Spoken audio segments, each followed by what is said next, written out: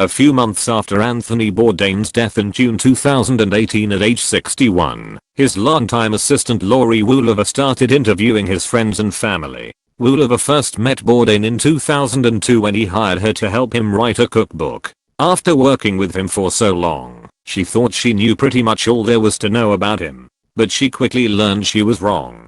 There were stories I'd never heard, and insights and observations that were new to me, Woolever told the Post. I learned something new from every single person that I spoke with. Those emotional, sometimes shocking anecdotes and remembrances form her new book, Bourdain, The Definitive Oral Biography. Ecco, September 28. Some 91 people, from journalist Christiane Amanpour to restaurateur David Chang, shared their thoughts on the late writer, whose dark final days were recently recounted in the documentary Roadrunner. The revelations include never-before shared memories and disturbing common themes. One surprising thread that kept popping up over and over, Woolever said, was that many of Toner's friends had the experience of wanting more and not being able to get close enough to him. They always had the sense that he was on his way somewhere, she said. He was a shark, always on the move, recalls Parts Unknown director and editor Nick Brigden.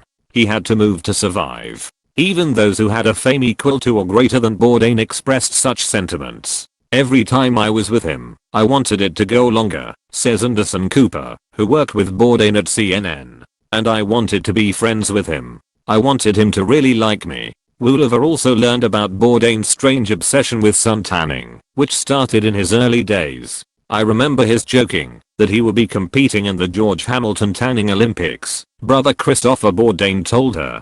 He would tan, I think largely to hide the pallor of heroin, recalls James Graham, who worked with Bourdain in various New York kitchens. He would play hooky and tan aggressively. He looked like a Versace bag.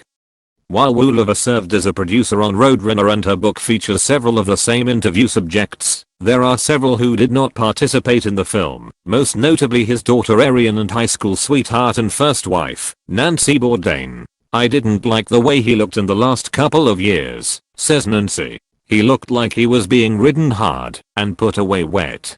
He seemed to not care about being tan anymore. His second wife, Atavia Bourdain, expresses similar thoughts. He was much darker in the last year or so of his life. I stopped watching the shows toward the end because I could not really recognize him. Others note that Bourdain's romantic dealings